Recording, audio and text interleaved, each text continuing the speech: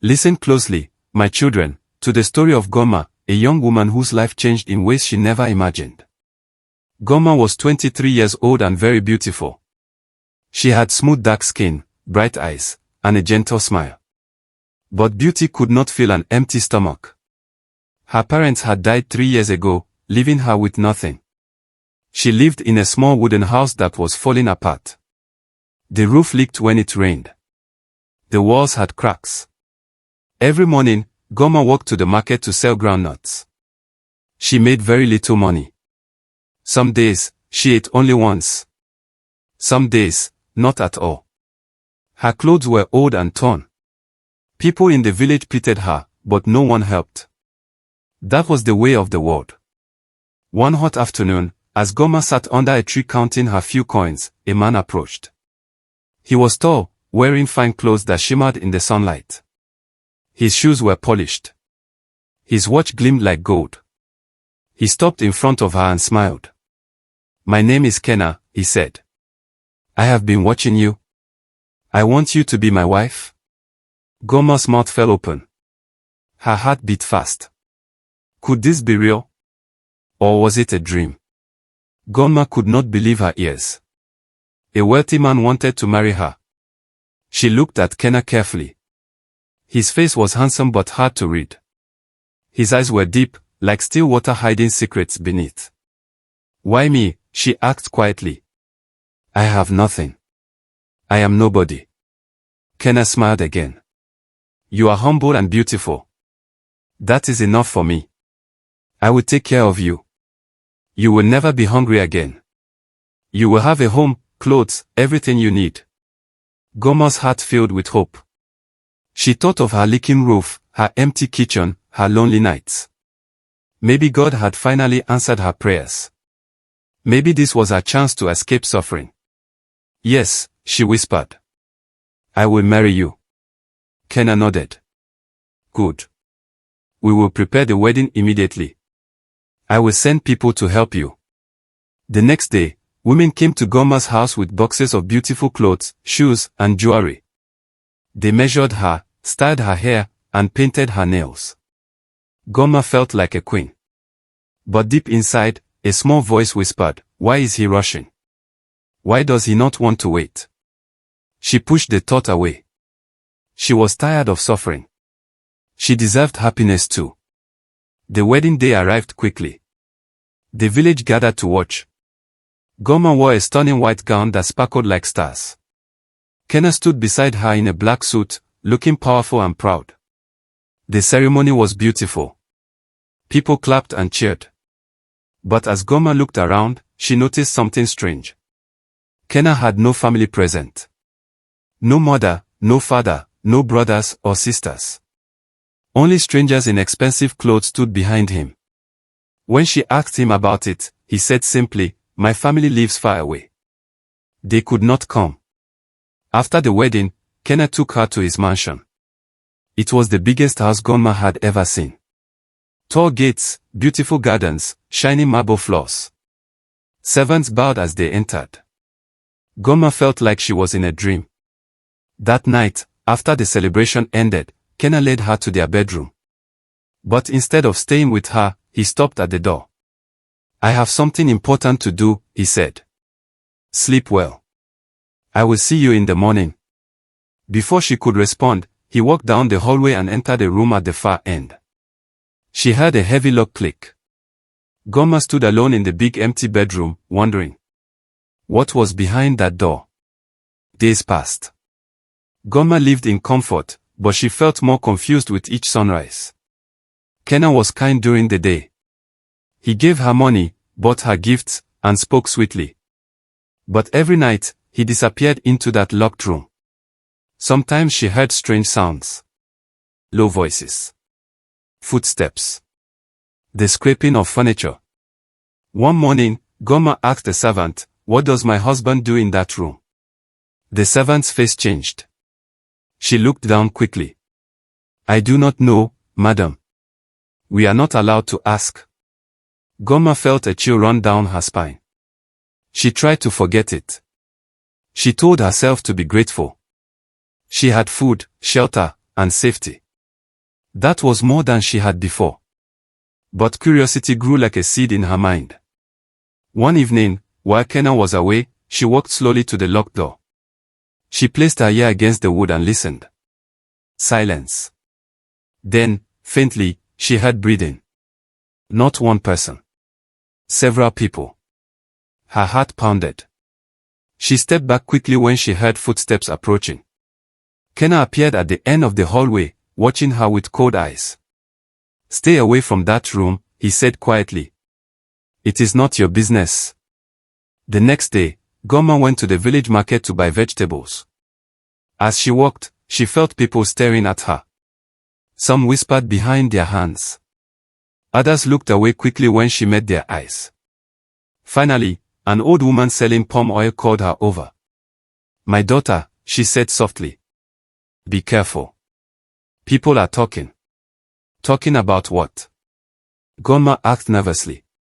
The old woman leaned closer. "They say your husband is not what he seems.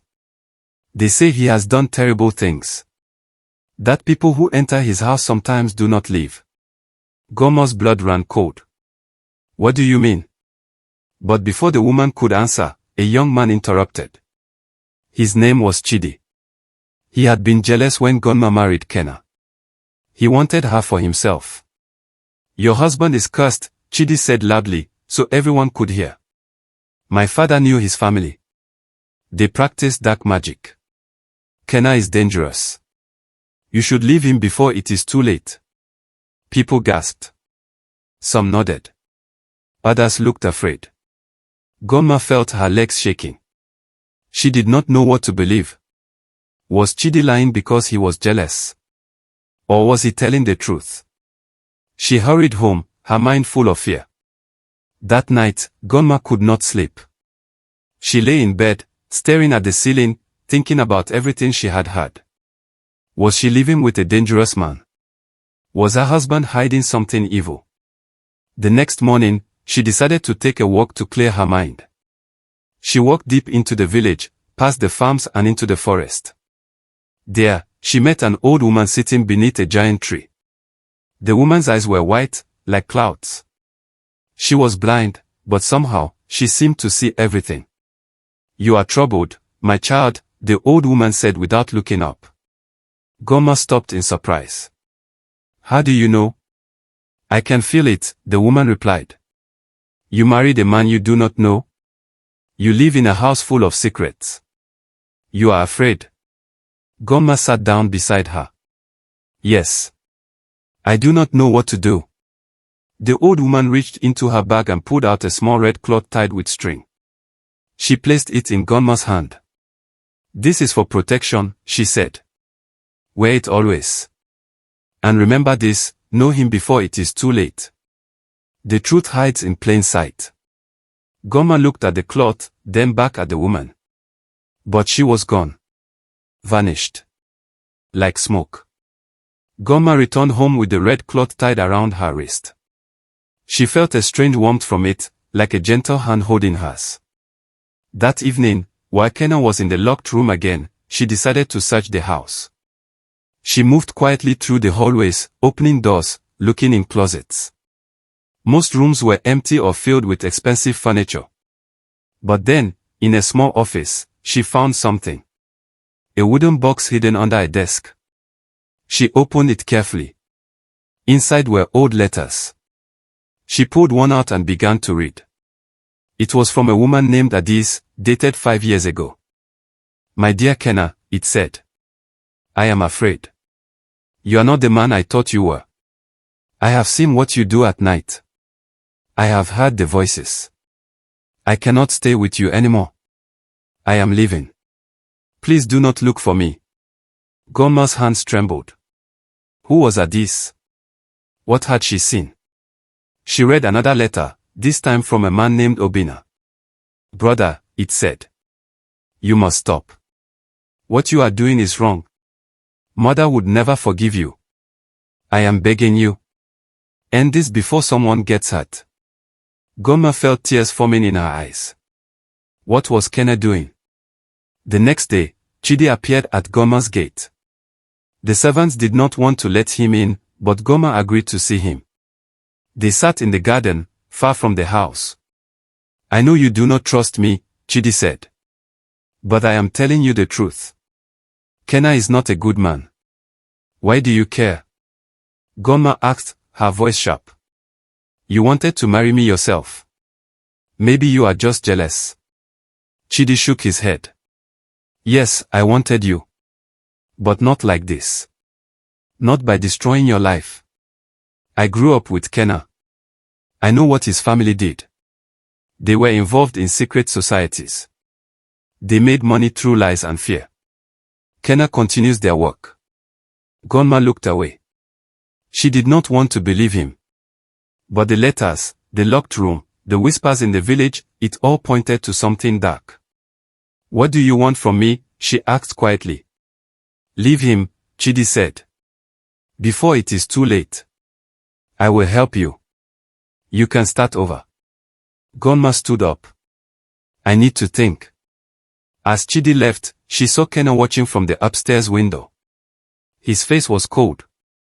Unreadable. And in that moment, Ugonma felt true fear for the first time. That night, Ugonma gathered her courage. She waited until dinner, when Kenna was calm and eating quietly. She decided to ask him directly. Kenna, she said softly. People in the village are saying things about you. About your family. He stopped eating. He looked at her with sharp eyes. What are they saying? They say you are involved in dark things. That you hide secrets in that locked room. For a moment, Kenna said nothing. Then he smiled. But it was not a warm smile. It was cold, like ice. People always talk, he said. Especially about those who have money. They are jealous. They want to destroy what we have. But the letters I found. His face changed instantly. The smile disappeared. You went through my things? Ugonma's heart pounded. I was just. You have no right, he said, his voice low and dangerous. Then, just as quickly, his face softened again. He reached across the table and took her hand gently. I am sorry, he said. I did not mean to shout. I have a difficult past. I will explain everything soon. Just trust me. Ugonma nodded slowly. But inside, she felt more confused than ever. Who was this man? Gentle one moment, cold the next. The next morning, Ugonma woke up feeling uneasy. She touched the red cloth on her wrist and felt a strange warmth. She decided to visit the old woman in the forest again. Maybe she could give her more answers. She walked through the village, past the market, and into the trees. But when she reached the giant tree, the old woman was not there. Instead, there was a small basket on the ground. Inside was another cloth, this one green, and a note written in shaky handwriting. Wear this when danger is near. It will warn you. Ugonma picked up the green cloth. As soon as she touched it, it began to glow faintly. She gasped and dropped it. But then she picked it up again, more carefully this time. The glow faded, but she could still feel power in it. She tied the green cloth next to the red one on her wrist. Suddenly, she heard a voice behind her. You should not trust strange magic, my dear. She turned quickly. It was Kenna. He had followed her. How long have you been standing there? She asked, her voice shaking. Long enough, he said, staring at the cloths on her wrist. What are those? Nothing, she lied. Just something I bought at the market. Kenna's eyes narrowed. But he said nothing. He simply turned and walked back toward the village. That night, Ugonma could not sleep. She waited until she heard Kenna enter the locked room. Then, quietly, she crept down the hallway. Her heart pounded so hard she thought it would burst. She had to know the truth. The door was locked, as always. But this time, she noticed something. A key hanging on a nail behind a painting nearby. Her hands trembled as she took it. Slowly, carefully, she inserted it into the lock. Click. the door opened. Inside was a large room filled with strange things. Candles burned on tables. Old books were stacked high. And on the walls were photographs. Dozens of them. But these were not normal family pictures. Ugonma stepped closer. Her breath caught in her throat. The photographs showed Kenna with different women. Not just one or two. Many. And in every picture, the women looked afraid. Their eyes were wide, their smiles forced. Then she saw it. A large photograph in the center. It showed Kenna with a woman and two children. A family. His family. The woman's face was kind. The children were smiling. But someone had drawn a red X over all their faces. Ugonma covered her mouth to stop herself from screaming. What happened to them? Where were they now? Suddenly, the door slammed shut behind her. Ugonma spun around. Kenna stood there, his face twisted with anger. I told you to stay away from this room, he said, his voice deadly calm. Who are they? Ugonma asked, her voice shaking. Who are those women? Who is that family? Kenna walked closer. You should not have come here. Tell me the truth, she shouted, tears streaming down her face. Who are you? He stared at her for a long moment. Then he laughed. A cold, bitter laugh. You want the truth, he said. Fine. That was my first family. My wife and children. They left me. Just like everyone leaves me. They said I was too controlling, too secretive. So I made sure no one would ever leave me again. Ugonma's blood turned to ice. What did you do? I kept them here, he said, gesturing around the room. In my memories. In my control. And you, Ugonma, you will stay too. You will never leave this house. You belong to me now. Ugonma felt her legs weaken. She wanted to run, but her body would not move. The red and green cloths on her wrist began to glow brightly. Kenna noticed and stepped back, confused. What is that? He demanded. Before Kenna could grab her, the cloths glowed even brighter. A burst of light filled the room, and Kenna stumbled backward, covering his eyes. Ugonma did not wait. She ran. She ran out of the room, down the hallway, and out the front door into the night. She ran until her lungs burned. She ran until she reached the village. She knocked on the first door she saw. It was the house of a kind woman named Amara, who worked as a servant in another wealthy home. Please, Ugonma gasped. Help me. Amara pulled her inside quickly. What happened? You look terrified. Ugonma told her everything. The locked room. The photographs. Kenna's confession. Amara listened with wide eyes. You must leave this village, Amara said. Kenna has power here. He has connections. If you stay, he will find you. But where can I go? Ugonma cried. I have a cousin in the city, Amara said. I will send you there tomorrow. But tonight, you stay here. Lock the door. Do not open it for anyone. Ugonma nodded, grateful. But as she lay on the mat that night, she could not sleep.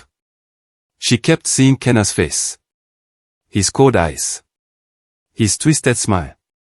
And she wondered, how did I not see the truth before? The next morning, before Amara could take Ugonma to the city, Kenna arrived at the village square. He stood in the center, surrounded by people, and called out loudly. My wife has lost her mind, he shouted. She ran away last night. She is saying terrible lies about me. Please, if anyone sees her, bring her back. She is sick. She needs help. The villagers whispered among themselves. Some believed him. Others were not sure. Kenna was rich and powerful. Who would dare go against him? But Chidi stepped forward. She is not lying, he said loudly. I have been warning people about you for years. You are a dangerous man, Kenna. Everyone knows it. Kenna's face darkened. You are jealous, Chidi. You wanted Ugonma for yourself. Now you are spreading lies to turn her against me. No, Chidi said firmly. I am telling the truth. And if you are so innocent, why do you lock yourself in that room every night? What are you hiding? The crowd murmured. Some people nodded. Others looked afraid. Kenna clenched his fist. You will regret this, he hissed at Chidi. But before anyone could respond, Ugonma appeared. She walked slowly into the square, her head held high. Everyone turned to stare. I am not sick, Ugonma said clearly, her voice steady. And I am not lying. My husband has been hiding terrible secrets. He keeps photographs of women who are now gone. He confessed to me that he controls people. That he will never let me leave. The crowd gasped.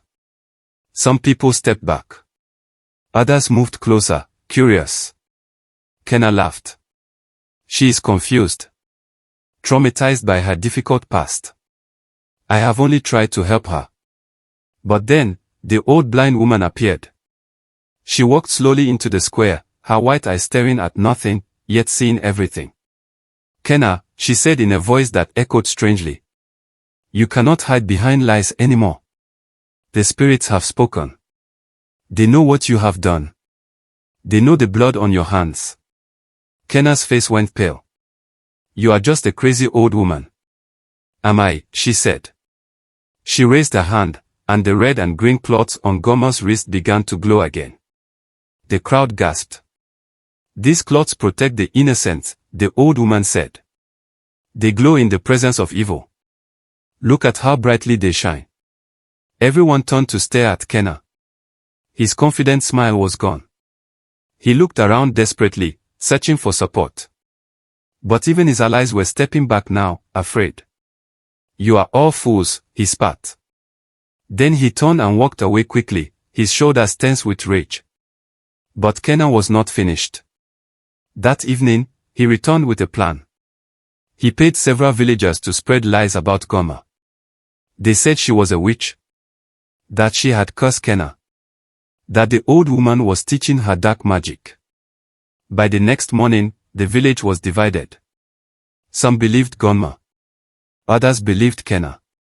During the village ceremony that afternoon, where elders gathered to settle disputes, Kenna stood and pointed at Ugonma. She has brought shame to my family, he declared. She abandoned her marriage. She disrespected me publicly.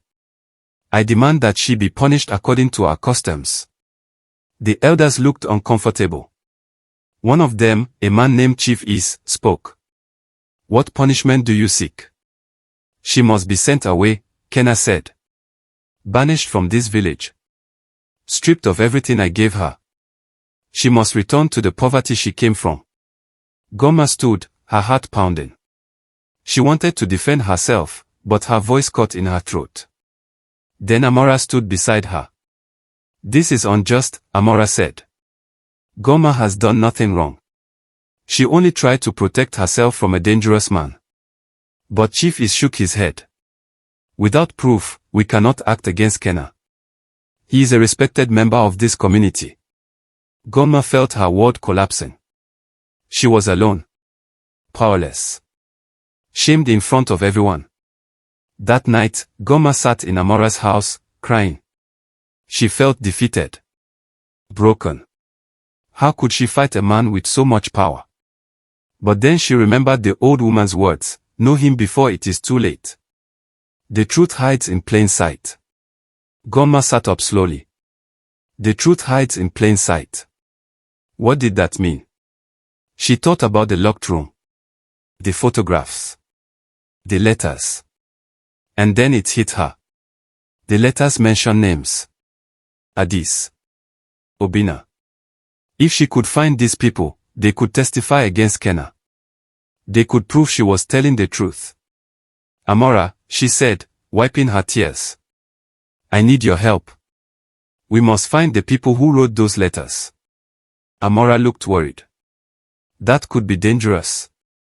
I know, Ugonma said. But I cannot run away. I cannot let him win. I must fight back with the truth, not with anger. Amora nodded slowly. Then we will find them. The next morning, they began their search. They asked villagers if they knew Adis or Obina. Most people shook their heads. But finally, an old man said, Adis lives in the city now. She runs a small shop near the main market. Goma's heart leaped. Thank you. Goma and Amora traveled to the city. It took them half a day by bus. When they arrived, they found Adis' shop. It was small but neat, selling fabrics and jewelry. A woman stood behind the counter. She was beautiful, but her eyes held sadness. When she saw Ugonma, she froze. You are married to Kenna, Adis said quietly. Yes, Ugonma replied. How did you know? I can see it in your eyes, Adis said. The same fear I once had. Ugonma stepped closer. Please. I need your help. Kenna is trying to destroy me. But if you tell the elders what you saw, they will believe us. Adis looked away. I cannot. He will come after me. He threatened me before. That is why I ran. Please, Ugonma begged. I cannot fight him alone. Adis was silent for a long moment. Then she sighed. Let me show you something. She led them to the back room. There, she opened a drawer and pulled out a photograph. It showed a young woman, bruised and crying. It was Adis.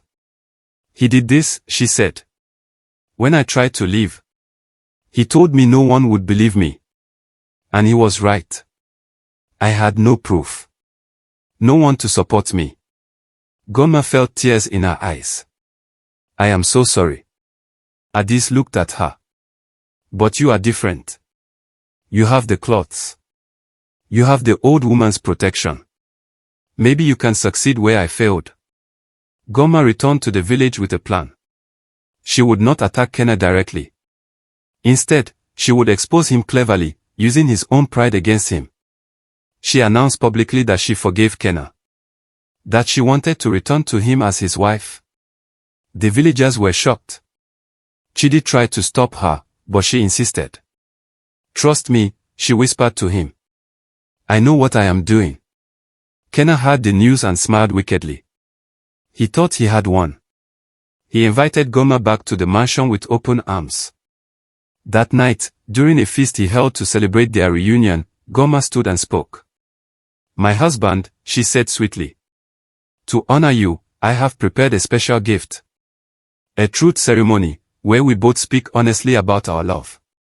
Kenna looked suspicious but agreed. The villagers gathered, curious. Ugonma spoke first. She told the story of how they met. How he saved her from poverty. But then she said, and now, my husband, tell everyone the truth. What do you keep in the locked room? Kenna's face changed. That is private. But you said you would be honest, Ugonma said innocently. Show everyone. Prove that you have nothing to hide. The crowd murmured. Kenna was trapped. If he refused, he would look guilty. Kenna clenched his fist. He looked around at the watching crowd. Finally, he forced a smile. Fine, he said. I will show you. He led everyone to the locked room. Ugonma's heart pounded. She prayed the old woman's magic would protect her. Kenna unlocked the door. But when he opened it, the room was different. The photographs were gone. The candles were gone. Instead, the room was empty except for a few old books. See. Kenna said smugly. Nothing. Just my private library. The crowd looked disappointed. Some began to leave. Ugonma felt panic rising. Had Kenna moved everything? But then, Chidi shouted, wait. Look at the floor. Everyone turned. There, on the wooden floor, were marks. Rectangular shapes where heavy furniture had once stood. And in the corner, a piece of torn photograph. Ugonma picked it up. It showed half of a woman's face, her eyes wide with fear. The crowd gasped. This is not a library, Chidi said. Something was here. Something he removed. Kenna's face went red. That proves nothing. But then Amora stepped forward with Adis beside her. It proves everything, Amora said. This woman will testify. Adis spoke, her voice shaking but strong. Kenna hurt me. He controlled me. And I am not the only one. The crowd erupted in shock. The elders stepped forward, demanding answers. Kenna tried to deny everything, but more people began to speak. A servant confessed that Kenna had threatened her. A farmer said Kenna had cheated him in a business deal. The old blind woman appeared again, walking slowly through the crowd. She pointed at Kenna. You have used fear and money to control people, she said. But fear cannot last forever. Truth always finds the light. Kenna's face twisted with rage. He reached into his pocket and pulled out a small object. It was a dark stone, smooth and black. He held it high. You want to see power, he shouted. I will show you power. The stone began to glow with a strange red light. The crowd screamed and stepped back. But Ugonma did not move. The cloths on her wrist glowed brighter, protecting her. Your magic is nothing, the old woman said calmly. It is built on lies and pain. It cannot stand against truth and courage. She raised her hand, and a bright white light filled the air. Kenna's stone cracked. Then it shattered into dust. He fell to his knees, trembling. No, he whispered. No, this cannot be. The elders seized Kenna. They took him away to face judgment. The village watched in stunned silence as the man who once seemed so powerful was dragged away like a common criminal. Chief is turned to Ugonma. We owe you an apology, he said. We should have listened to you from the beginning. Ugonma nodded quietly. She was too exhausted to feel angry. Over the next few days, the truth about Kenna spread throughout the region. His wealth had come from illegal activities. He had manipulated and threatened many people. His first wife and children had not left him willingly, they had escaped and gone into hiding, afraid for their lives. Authorities from the city came and arrested Kenna. He was taken away to face justice in a court of law. His mansion was seized. His money was frozen. And Ugonma. She stood in the village square, watching as Kenna's empire collapsed. She felt no joy. No satisfaction. Only relief. And a quiet sadness for the man he could have been, if he had chosen love instead of control. The villagers cheered. They lifted Ugonma on their shoulders, calling her a hero. But she did not feel like a hero. She felt tired. And grateful to be alive. Weeks passed.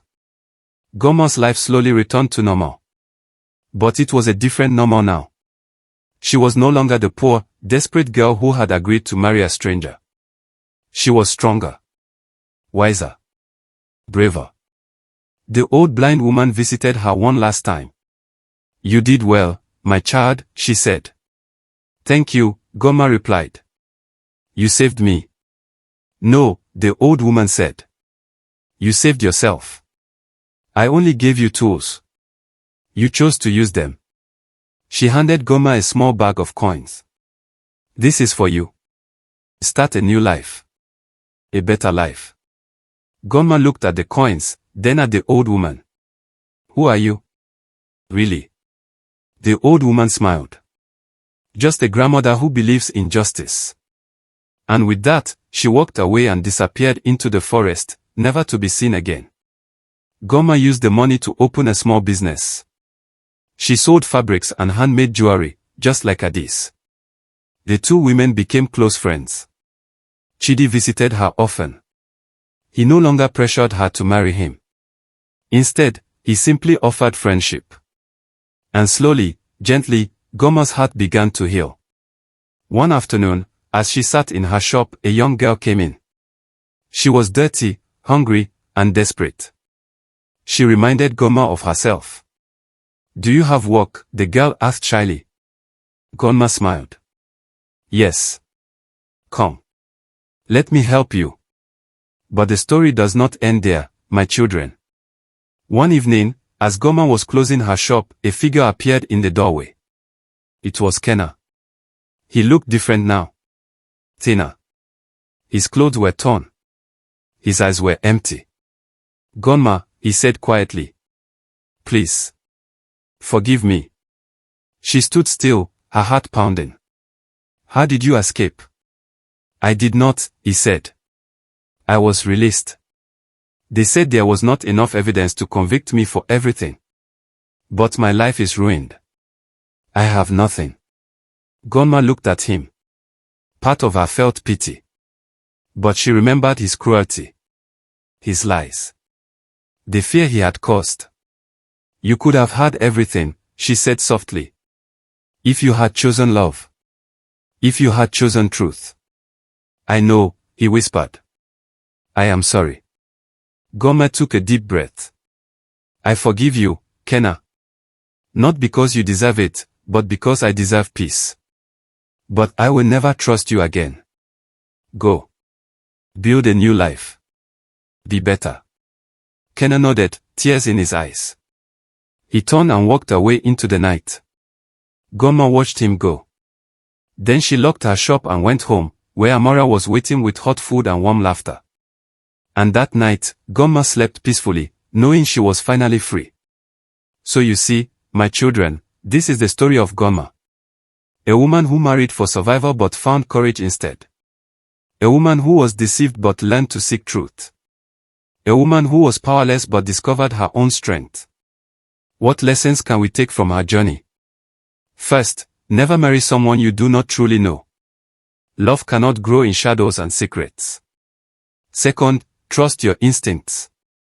When something feels wrong, do not ignore it. Speak. Ask questions. Seek truth. Third, do not be afraid to ask for help. Ugonma could not have survived alone. She needed Amora, Chidi, Adis, and the old woman. We all need each other. Fourth, justice may take time, but it will come. Evil cannot hide forever. Truth always finds the light. And finally, forgiveness is not weakness. It is freedom. Ugonma forgave Kenna, not for him, but for herself. So she could move forward without carrying hate in her heart. Now I ask you, what would you have done if you were in Ugonma's place? Would you have had the courage to run? To fight? To forgive? Think about it, my children. And remember, you are stronger than you know. And you are never truly alone. The end.